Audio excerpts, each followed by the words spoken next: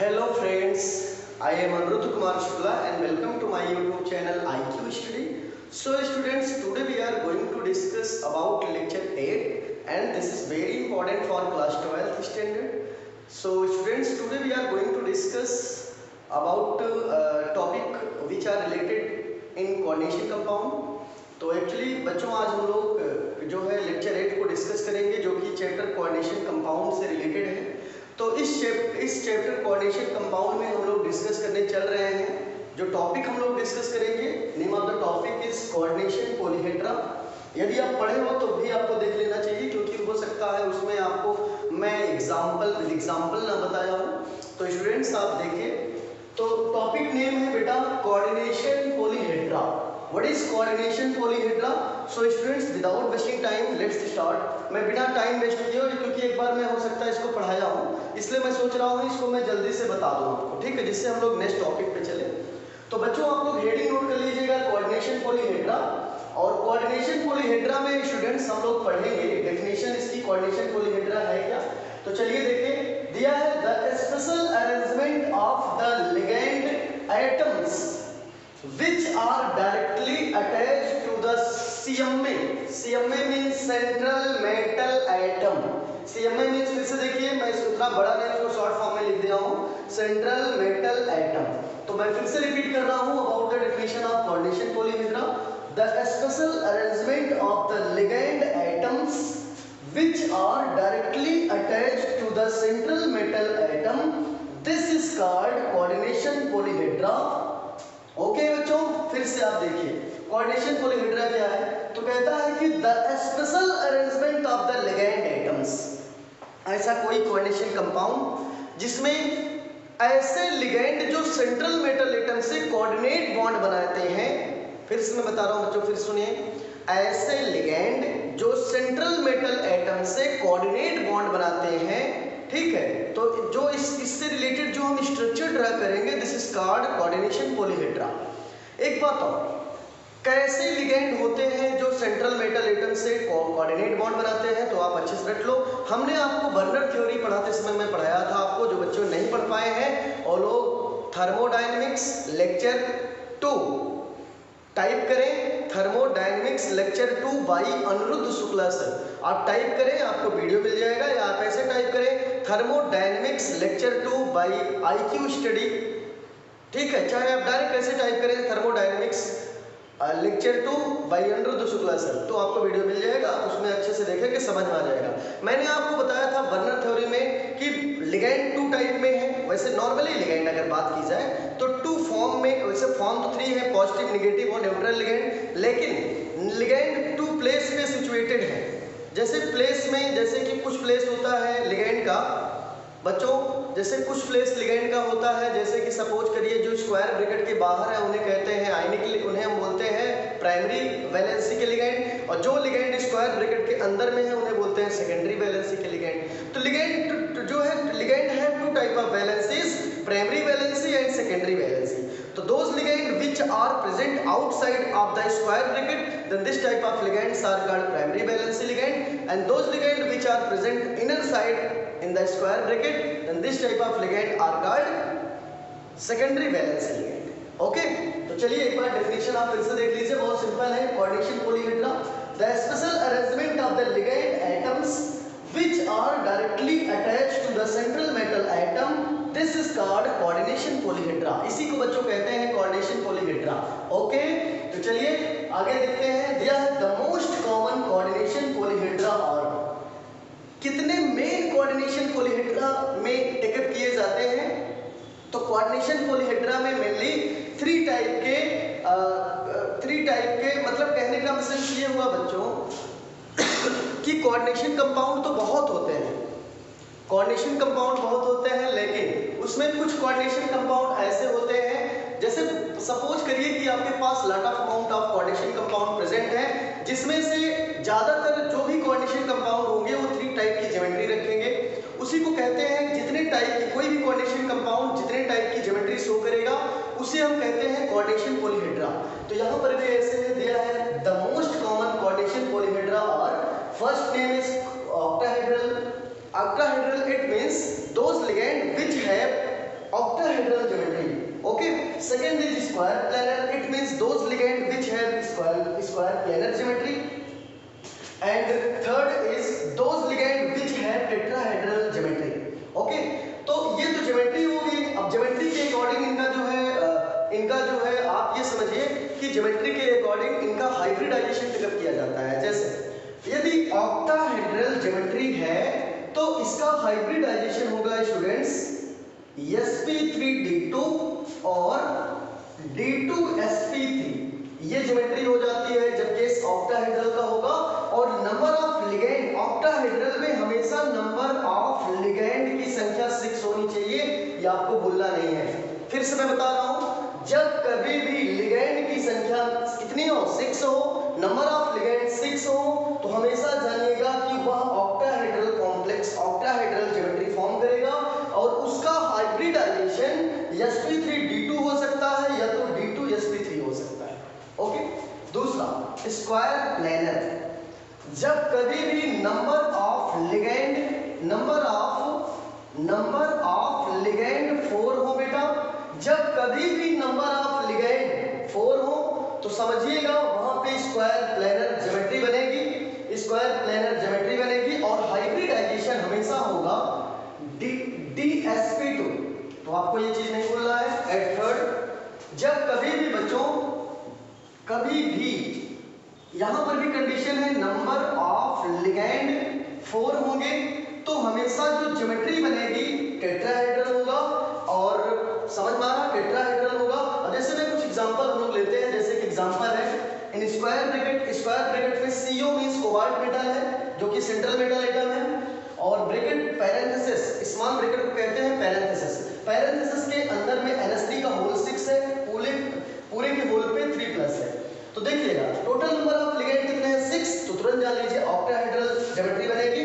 और इसमें जो है 2 टाइप से हाइब्रिडाइजेशन शो हो सकता है, sp3d2 और d2sp3। आप कह सकते हैं कि ठीक है, ये भी ठीक है, dsp ठीक है, ये सही है। दूसरा है NiCO का होल 4, देखिए नंबर ऑफ लिगेंड 4, तो हमेशा जानिए, देखिए कुछ स्पेसिफिक केस है, कुछ बच्चे समझ रहे होंगे सर नंबर ऑफ लिगेंड यहाँ भी 4 है और नंबर ऑफ लिगेंड यहाँ भी 4 है, तो जब दोनों स्थान पे नंबर ऑफ लिगेंड 4 है तो यहाँ पे क्यों टेट्राहेड्रल हो रहा, वहाँ पे क्यों स्क्वायर प्लेनर हो रहा, इसके लिए आप परेशान नहीं होंगे, ये रूल है भी आप समझेंगे। इसके लिए मैं आपको बहुत बेहतरीन तरीके से बता दूंगा कि कैसे आप कंफर्म करेंगे कि कहाँ पे टेट्राहेड्रल का केस होगा, कहाँ पे स्क्वायर प्लेनर का केस होगा। अभी आप केवल समझते रहिए बेटा, ठीक है। तो देखिएगा यहाँ पे मैं आपको बता रहा हूँ NiCO का होल 4, यहाँ देखिए Ni central metal atom, CO है कार्बोनिल ग्रुप, ठीक है। ये जो है टेट्राहेड्रल ज्योमेट्री शो कर रहा है, तो अपने आप समझिए कि sp3 हाइब्रिडाइजेशन शो करेगा। एट थर्ड है PtCl4, यहाँ पर भी देखिए 4 है लेकिन ऊपर चार्ज लगा है, तो यहाँ पर स्क्वायर प्लेनर होगा और dsp2 हाइब्रिडाइजेशन होगा। थोड़ा सा कुछ एग्जांपल हम लोग देख लेते हैं बेटा। जैसे ये सेंट्रल मेटल एटम है, हमारे पास कुछ लिगेंड्स हो रहे हैं, कितने लिगेंड है बेटा, 1 2 3 4 5 6 है। तो इनका स्ट्रक्चर कुछ ऐसे बनेगा, देखते रहिएगा, ऐसे कुछ स्ट्रक्चर इनका बनेगा, ठीक बेटा, इनका स्ट्रक्चर कुछ ऐसे बनेगा, आप अच्छे से देखिए, इनका स्ट्रक्चर कुछ ऐसे बनेगा और ये structure look like as octahedral, ठीक है। ऑक्टाहेड्रल का कुछ स्ट्रक्चर दिख रहा है, तो अगर ऐसा दिखेगा जिसमें 6 लिगेंड, और लिगेंड हमेशा देखिए जितने लिगेंड हैं सभी लिगेंड सेंट्रल मेटल एटम से कोऑर्डिनेट बॉन्ड बनाए हैं। कैसे बॉन्ड इन्होंने बना रखा है, कोऑर्डिनेट, ये आपको बहुत केयर करना है, ठीक है। तो ये आपका हो गया ऑक्टाहेड्रल, और इस पे ज्योमेट्री sp3d2 या d2sp3 हो सकता है। वो कैसे होगा हम लोग ज्योमेट्री अभी निकालना सीखेंगे आगे। दूसरा एग्जांपल है यम, कितने लिगेंड है, 1 2 3 4, तो कुछ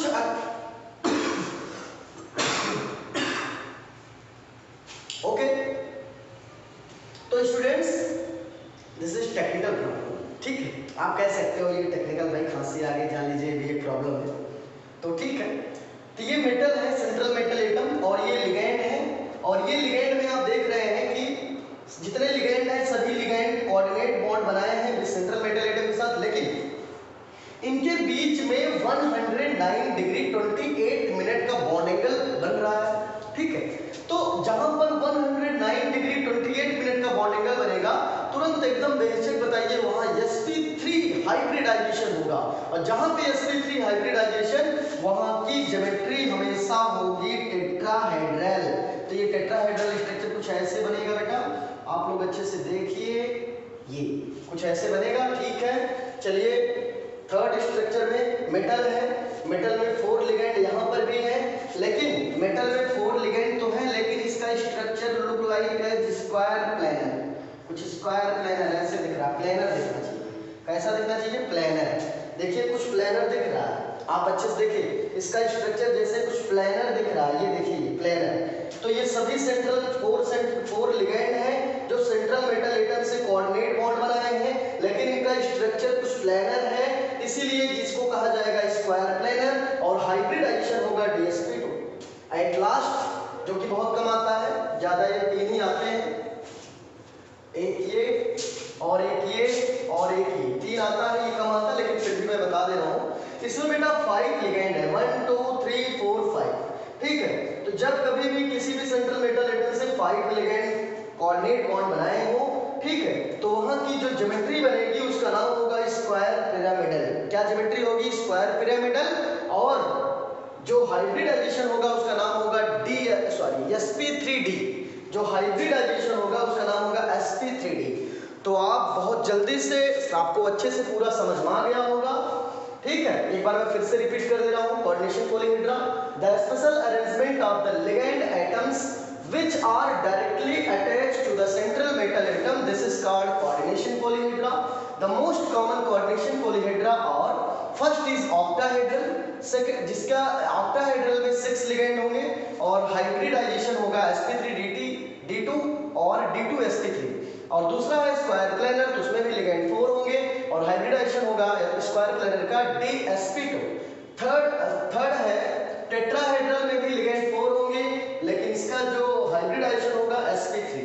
तो स्टूडेंट्स हाइब्रिडाइजेशन इसका क्या होगा बेटा? sp3। ठीक है, कुछ एग्जांपल मैंने लिया जो मैंने आपको समझा दिया। सो आप वीडियो को जल्दी से पॉज करिए, इसके बाद पॉज करने के बाद मैं आगे चलता हूँ, आप जल्दी से नोट कर लो। ओके स्टूडेंट्स, आपने नोट कर लिया होगा, इसलिए मैंने उसको रेस किया। अब हम लोग पढ़ेंगे दूसरे टॉपिक को। दूसरा टॉपिक हमारा है बच्चों, दूसरा टॉपिक जो हमें पढ़ना है उसका नाम है टॉपिक का oxidation number. It is very important. किसका ऑक्सीडेशन नंबर? पहले देखिए, हेडिंग है oxidation number of central metal atom. तो सेंट्रल मेटल एटम को शॉर्ट फॉर्म में हम कहीं कहीं सीएम में लिखते हैं। देखिए सीएम में, तो जान लिया करिए सीएम में मींस सेंट्रल मेटल एटम। तो हेडिंग है बेटा oxidation number of central metal atom. किसी भी सेंट्रल मेटल एटम का कैसे ऑक्सीडेशन नंबर आप बताएंगे? तो हेडिंग क्या है पहले आप देखिए, हेडिंग है oxidation number of central metal atom. तो किसी भी कोऑर्डिनेशन कंपाउंड में किसी सेंट्रल मेटल एटम का ऑक्सीडेशन नंबर आप कैसे बताएंगे? तो आप डेफिनेशन देखिए, बहुत अच्छे से देखिए, दिया है oxidation number is the charge which an atom has or appear to have when present in combined state. बहुत बढ़िया। कंबाइंड स्टेट को हम कहते हैं बच्चों फ्री स्टेट। क्या बोलते हैं? फ्री स्टेट को। बच्चे सुनिए, देखिए कोई भी एलिमेंट 2 फॉर्म में पाया जा सकता है, या तो कंबाइंड स्टेट में या तो नेचर से। ठीक है, तो मैं थोड़ा सा आपको गलत बता दिया, कंबाइंड मींस 3 नहीं होता है, सॉरी। देखिए कोई भी एलिमेंट 2 फॉर्म में मिल सकता है, या तो नेचर से मिल सकता है या तो कंबाइंड स्टेट से मिल सकता है। तो जो चीज़ हमें नेचर से मिलता है उसे बोलते हैं फ्री स्टेट, और जो चीज़ हमें अर्थ क्रस्ट से मिलता है उसे बोलते हैं कंबाइंड स्टेट। ठीक है, तो कंबाइंड स्टेट जो किसी कंबाइंड की हिंदी होती है संयुक्त अवस्था। ठीक है, कंबाइंड कहीं न कहीं कई कंपोनेंट के साथ अटैच हो तो वो कंबाइंड स्टेट है। जो नेचर से मिले उसे बोलते हैं फ्री स्टेट। तो आपको समझ में आ रहा होगा। तो मैं फिर से रिपीट कर रहा हूँ डिफिनीशन। जैसे हेडिंग है oxidation number of central metal atom. किसी भी कोऑर्डिनेशन कंपाउंड या किसी भी एक्सेप्ट कोऑर्डिनेशन कंपाउंड छोड़िए, किसी भी सेंट्रल मेटल एटम का अगर आपको ऑक्सीडेशन नंबर बताना हो तो डिफिनीशन आप पहले समझिए, तो मैं एग्जांपल बताऊंगा। डिफिनीशन दिया है oxidation number is the charge. किसी भी एलिमेंट का ऑक्सीडेशन नंबर एक उसका वह चार्ज होता है जो वह एलिमेंट अपने कंबाइंड स्टेट में पाया जाता है तब जो चार्ज होता है। जैसे मैं अभी आपको और अच्छे से बताऊंगा, अभी आप समझते रहिए। पहले आप हेडिंग बहुत अच्छे से नोट करिए, oxidation number of central metal atom. इसके बाद लिखिए, डेफिनेशन लिख लीजिए अच्छे से। Oxidation number is the charge which an atom has or appears to have when present in combined state। बहुत बढ़िया कह रहा है, oxidation number is the charge. किसी भी कंपाउंड में किसी सेंट्रल मेटल एटम का अगर आपको ऑक्सीडेशन नंबर बेटा बताना हो तो ऑक्सीडेशन नंबर वह चार्ज होता है जो कि किसी एटम के ऊपर अपीयर होता है, शो होता है जब वह एटम अपने कंबाइंड स्टेट में हो। जब कोई भी एटम अपने कंबाइंड स्टेट में होता है तो उसके कंबाइंड स्टेट में जो उसका चार्ज है वही उसका कहलाता है oxidation number. Okay, let us take some example. जैसे बेटा जिंक मेटल है, तो जिंक अपने कंबाइंड स्टेट में जिंक मेटल है, तो जिंक मेटल अपने कंबाइंड स्टेट में +2 चार्ज रखता है, तो यही इसका ऑक्सीडेशन नंबर हो गया। वैसे कैल्शियम मेटल है, कैल्शियम मेटल अपने कंबाइंड स्टेट में +2 चार्ज रखेगा, इसका भी ऑक्सीडेशन नंबर +2। ऐसे सल्फर मॉलिक्यूल है, सपोज करिए सल्फर मॉलिक्यूल है, सल्फर मॉलिक्यूल तो अपने कंबाइंड स्टेट में सल्फर की वैलेंसी -2, मतलब सल्फर का ऑक्सीडेशन नंबर -2, क्लोरीन का -1, KO2 का नाम है पोटेशियम सुपर ऑक्साइड। KO2 का क्या नाम है बेटा? Potassium super oxide. और सुपर ऑक्साइड में ऑक्सीजन की वैलेंसी होती है -1/2। क्या होता है, अच्छे से नोट कर लो, -1/2। NaO2 ये भी सोडियम सुपर ऑक्साइड, यहाँ पर भी ऑक्सीजन की वैलेंसी -1/2। H2O2 ये पेरोक्साइड है, पेरोक्साइड में ऑक्सीजन की वैलेंसी -1 एटसेट्रा। तो आप इसको जल्दी से नोट करो, मैं आपको एक तीनों चीज लिखा दे रहा हूँ, आपको जिससे समझ में आ जाए जल्दी से वीडियो को पॉज कर लो। और मैं आपको ऊपर बता दे रहा हूँ बेटा, बहुत अच्छे से आप थोड़े में देख लो, ठीक है? आप जल्दी से देख लीजिए। ऑक्सीजन जो है 3 फॉर्म में, ऑक्सीजन 3 फॉर्म में होती है। ऑक्सीजन वैसे ऑक्सीजन मालूम ही है, लेकिन ऑक्सीजन 3 टाइप से कंपाउंड का फॉर्मेशन करता है जिसमें उसकी वैलेंसी डिफरेंट होती है। जैसे when oxygen in oxide form, जब ऑक्सीजन ऑक्साइड फॉर्म में होती है तो ऑक्सीजन की valency form, then valency of oxygen atom is, जब ऑक्सीजन ऑक्साइड फॉर्म में होगी तब वैलेंसी -2, तब इसकी वैलेंसी -2।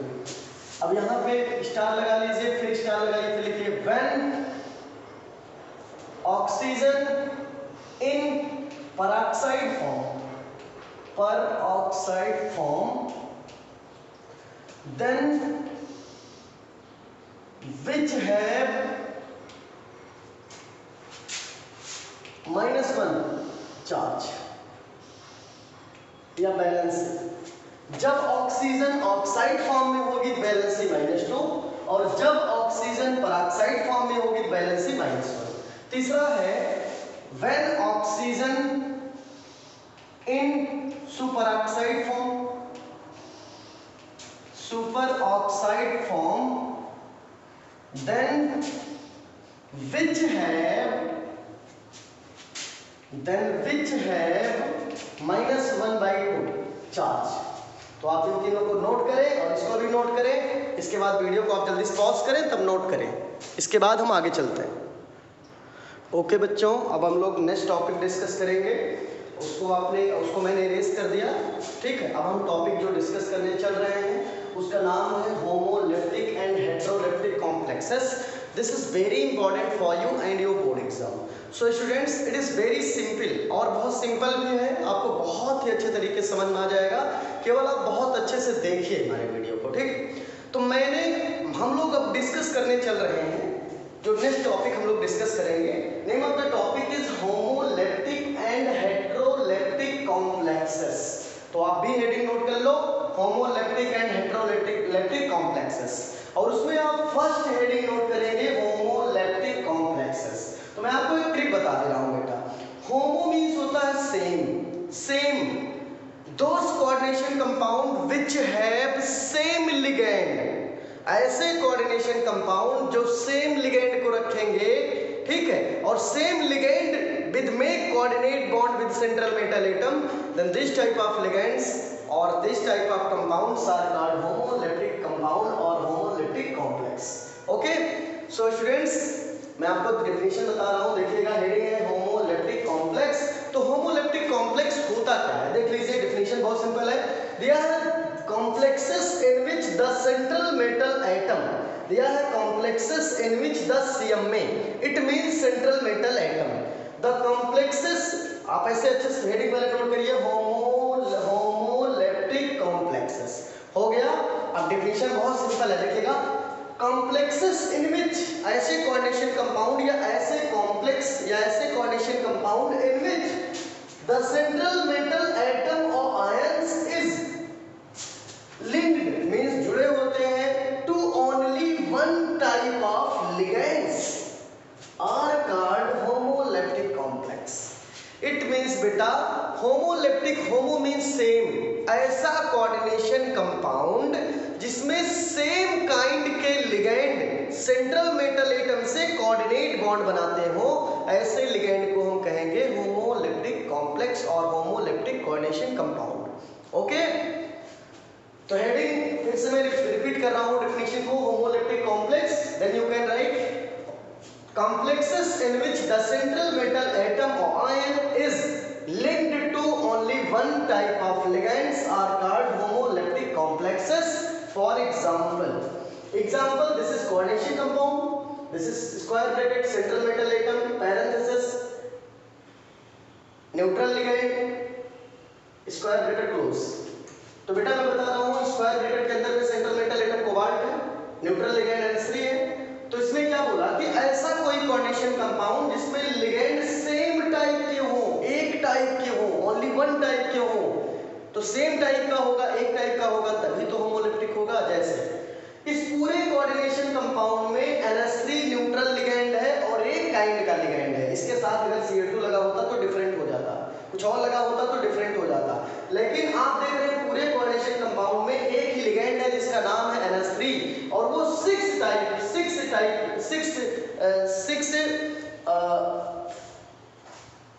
पार्ट में है। 6 पार्ट मतलब 6 टाइम्स है, 6 टाइम्स 6 बार है। तो NH3 का होल 6, इट मींस अमोनिया जो है ये 6 टाइम्स है, ठीक है। और ये 6 NH3 6 कोऑर्डिनेट बॉन्ड मेक करेगा विद सेंट्रल मेटल एटम, ठीक है, CO के साथ। तो NH3 6 कोऑर्डिनेट बॉन्ड बनाएगा with central metal atom CO के साथ। समझ में आ रहा अच्छे से?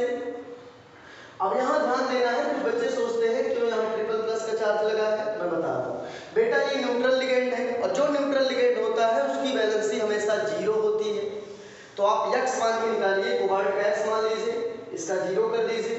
तो 0 कर देंगे तो कोबाल्ट की वैलेंसी +3 होती है। तो जो अगर कोबाल्ट की वैलेंसी +3 है, तो +3 वैलेंसी है, यदि इसके माइनस से बैलेंस हो जाएगा तो ठीक है, यदि नहीं बैलेंस होगा तो जो इसका चार्ज होगा वही पावर पे चला जाएगा, ठीक है। ये हमेशा ध्यान दीजिएगा। जैसे सपोज करिए यदि यहाँ कोई लिगैंड होता जिसकी वैलेंसी -2 होती, तो अगर वैलेंसी -2 होती तो इसका 3+ था, तो इसके 3+ में से 2+ इसका बैलेंस, इसका 1+ बचा रह जाता। तो वहीं जो बचा रह जाता वो पावर पे चला जाता, ऊपर चला जाता स्क्वायर ब्रैकेट के ऊपर, ठीक है।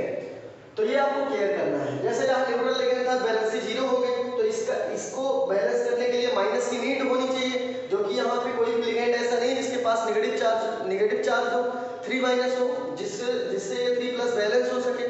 तो जब 0 चार्ज है तो इसका 3+ रिमेनिंग है, बचा हुआ वो पावर पे चला जाएगा। तो ये देखिए सेम काइंड का लिगैंड हुआ तो होमोलैप्टिक। यहाँ पर भी देखिए सेंट्रल मेटल एटम Ni है, CO न्यूट्रल लिगैंड है, ठीक है, इसकी वैलेंसी 0, ठीक है। तो आप ध्यान दीजिएगा बहुत अच्छे से, यहाँ पे मैं क्या बताना चाह रहा हूँ, देखिएगा यहाँ पे 4 है, यहाँ पे क्या है 4 है, 4 कोऑर्डिनेट बॉन्ड बनाएगा विद सेंट्रल मेटल एटम। अब देखिए CO एक टाइप का लिगैंड है, केवल एक टाइप का, और यही 4 टाइम्स है, कितने टाइम्स आया हुआ है? 4 टाइम्स है। इसका मतलब हुआ कि सेम काइंड का लिगेंड जब सेंट्रल मेटल एटम के साथ कोऑर्डिनेट बॉन्ड बनाएगा तो वैसे कंपाउंड को कहेंगे होमोलैप्टिक कॉम्प्लेक्स। आई होप बहुत अच्छे से आपको क्लियर हो गया होगा। अब हम चलते हैं बेटा सेकंड पर। सेकंड हेडिंग आप नोट करेंगे। सेकंड नेम है heteroleptic complex. Heteroleptic complexes. What is heteroleptic? तो भाई homo means same, hetero means different. ऐसा कोऑर्डिनेशन कंपाउंड जिसमें सेम काइंड के लिगेंड सेंट्रल मेटल एटम से कोऑर्डिनेट बॉन्ड बनाएंगे। ऐसा कोई भी कोऑर्डिनेशन कंपाउंड जिसमें ओनली वन काइंड का लिगेंड सेंट्रल मेटल एटम के साथ कोऑर्डिनेट बॉन्ड बनाएगा, ऐसे कंपाउंड को कहेंगे homoleptic complex. And second is हेट्रोलैप्टिक complex. हेट्रोलैप्टिक में ऐसा कोऑर्डिनेशन कंपाउंड, ठीक है, जिसमें दो से अधिक, ठीक है, सेम काइंड की लिगेंड ना हो, लिगेंड डिफरेंट काइंड के हो और सेंट्रल मेटल एटम से कोऑर्डिनेट बॉन्ड बनाते हो, ऐसे कॉम्प्लेक्स को कहेंगे heteroleptic complex. You can look here heteroleptic complex. Firstly you should write heteroleptic complex in your chemistry copy, okay? Then you can write the exact and simple definition of heteroleptic complex. What is heteroleptic complex? Then you can say the complexes in which the central metal atom or ion is linked to more than one kind of ligands. ऐसा कोई भी coordination compound जिसमें ligand, ठीक है, same kind का ना हो, एक से अधिक डिफरेंट काइंड का हो। कहने का मतलब मोर देन वन काइंड, एक से ज्यादा काइंड के हो, सेम काइंड के ना हो। ऐसा कोई कोऑर्डिनेशन कंपाउंड जिसमें लिगेंड सेम ना हो, डिफरेंट हो, और वह कोऑर्डिनेशन वह सेंट्रल मेटल एटम से कोऑर्डिनेट बॉन्ड बनाते हो। बात समझ में आ रहा है बेटा? फिर से बता रहा हूं, ऐसा कोई भी कोऑर्डिनेशन कंपाउंड, ठीक है, ऐसा कोई भी कोऑर्डिनेशन कंपाउंड जिसमें लिगेंड डिफरेंट हो, सेम काइंड के ना हो, सभी डिफरेंट हो, या ऐसे बोलिए ऐसा कोई कोऑर्डिनेशन कंपाउंड जिसमें केवल ओनली वन काइंड का लिगेंड हो, केवल सेंट्रल मेटल एटम के साथ कोऑर्डिनेट बॉन्ड बनाएगा तो होमो। ऐसा कोई कोऑर्डिनेशन कंपाउंड जिसमें डिफरेंट काइंड के लिगेंड हो, ठीक है, डिफरेंट काइंड के लिगेंड हो और वह डिफरेंट काइंड के लिगेंड सेंट्रल मेटल एटम से कोऑर्डिनेट बॉन्ड बनाएंगे तो ये हेट्रोलेप्टिक हो जाएगा। हेट्रो मतलब विषम, डिफरेंट। तो वही डेफिनेशन है हेट्रोलेप्टिक कॉम्प्लेक्स का। The complexes in which the central metal atom or ion is linked to more than one kind of ligands are called heteroleptic complex. For example, ये बेटा सेंट्रल मेटल एटम है, ये एक ligand है और एक ये लिगेंड है, तो यहाँ सेम टाइप का लिगेंड नहीं रहेगा। अगर केवल NH3 अकेला होता तो वन काइंड का होता, सेम काइंड का। यहाँ देखो एक दूसरा Cl2 आ गया तो डिफरेंट काइंड का हो गया, ये एक काइंड अलग और ये काइंड अलग, तो डिफरेंट काइंड नहीं हो गए, दो हो गए, दोनों जान लो दो। अगर केवल पूरे कंपाउंड में एक काइंड का लिगेंड है तो होमो, अगर एक से ज्यादा काइंड के आ गए तो हेट्रो, ठीक है। तो ये आपका एग्जांपल हो गया हेट्रोलेप्टिक कॉम्प्लेक्स का।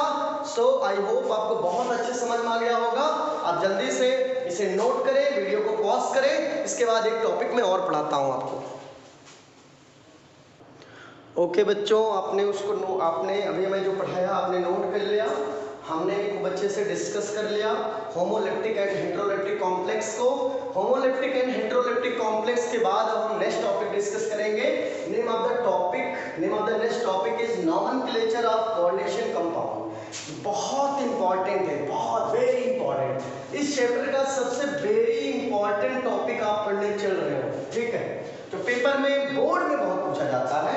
इसलिए बच्चों इस टॉपिक को आप वेरी इंपॉर्टेंट कर दो। और ये रूल जिस बच्चे को नहीं आया उसको कभी भी कोऑर्डिनेशन कंपाउंड की IUPAC की सिस्टम नहीं आएगी। कोऑर्डिनेशन कंपाउंड की IUPAC करने में आपको दिक्कत होगी जब तक आप रूल को सही से स्टडी नहीं करते हो, रूल को सही से अंडरस्टैंड नहीं करते हो। इसलिए आपको रूल को समझना बहुत कंपलसरी है, बहुत जरूरी है, ठीक है। तो रूल तो मैं नेक्स्ट वीडियो में बताऊंगा, लेकिन इसके लिए कुछ स्पेसिफिक कंडीशन है, आप लोग देख लीजिए, ठीक है। तो बेटा हम लोग जो पढ़ने चल रहे हैं, पहले आप बहुत अच्छे तरीके से हेडिंग नोट करेंगे, nomenclature of coordination compound. Coordination compound का हम लोग नॉमेनक्लेचर करने चल रहे हैं, ठीक है। तो उसके नीचे देखो क्या दिया है बेटा, दिया है the formulas and names adopted for coordination entities are based on the recommendation of the IUPAC. Why IUPAC? समझ में आया कि नहीं आया? देखिए अच्छे से कह रहा है, पहले तो आप हेडिंग अच्छे से नोट करो, nomenclature of coordination compounds. Coordination compound का आपको नॉमेनक्लेचर करना है, इट मींस आईपीएसी नॉमेनक्लेचर करना है। नॉमेनक्लेचर मींस देखो, नॉमेनक्लेचर दो तरीके से होता है बेटा, एक आईपीएसी सिस्टम और एक कॉमन सिस्टम। ठीक है, कॉमन सिस्टम से इट मींस किसी कंपाउंड का बेसिक कॉमन नेम आप बताएंगे तो कॉमन सिस्टम। आईपीएसी मींस उसका मेन जो साइंटिफिक जो उसका मेन नेम है। ठीक है, जैसे हमारा आपका दो नाम है, एक घर का एक स्कूल का। स्कूल का आईपीएसी है, घर का कॉमन, वैल्यू आईपीएसी होती है, तो समझ में आ गया। वैसे कंपाउंड का भी दो नाम है, एक कॉमन एक आईपीएसी। तो हम लोग नॉमेनक्लेचर करने चल रहे हैं, यहाँ समझना है किसका, तो हमको आईपीएसी का नॉमेनक्लेचर करना है। इसलिए आगे आप थोड़ा सा नोट करेंगे, कह रहा है the formulas and names, coordination compound के जो फार्मूला और उसका name adopted for coordination entities. Coordination entity क्या होती है बेटा, मैं आपको दिखा दे रहा हूँ तो समझ में ज्यादा आ जाएगा। जैसे ये स्क्वायर ब्रैकेट है, स्क्वायर ब्रैकेट के अंदर में कोबाल्ट सेंट्रल मेटल एटम है और अंदर में ही है NH3 का होल 4 Cl2 लोइक प्लस लग गया ऊपर। कैसे लग गया मैं बता दूं, कोबाल्ट, एक cobalt means cobalt central metal atom है और डी टॉप मेटल है, और कोबाल्ट का जो ऑक्सीडेशन स्टेट होता है वो +3 होता है। तो +3 को बैलेंस करने के लिए -3 की आवश्यकता पड़ेगी। देखो क्या लिगेंड में -3 है, ये कैसा लिगेंड है, NH3 एक न्यूट्रल लिगेंड है, न्यूट्रल लिगेंड है, और न्यूट्रल लिगेंड की वैलेंसी हमेशा क्या होती है बेटा, 0। इसके 0 हो गई, और यहाँ Cl2 है तो एक क्लोरीन की वैलेंसी -1, तो दो क्लोरीन की हो जाएगी -2, वैलेंसी -2 हो गई। टोटल +3 है, टोटल -2 है, तो -2 से यहाँ से +3 में से +2 बैलेंस कर लो, एक प्लस बचा जो बैलेंस नहीं है, तो जो नहीं बैलेंस है उसको कोऑर्डिनेशन स्फीयर के ऊपर, कोऑर्डिनेशन स्फीयर का मतलब स्क्वायर ब्रैकेट के ऊपर, कोऑर्डिनेशन स्फीयर के अंदर इसका मतलब स्क्वायर ब्रैकेट के अंदर, कोऑर्डिनेशन स्फीयर के बाहर इसका मतलब स्क्वायर ब्रैकेट के बाहर। समझ में आया?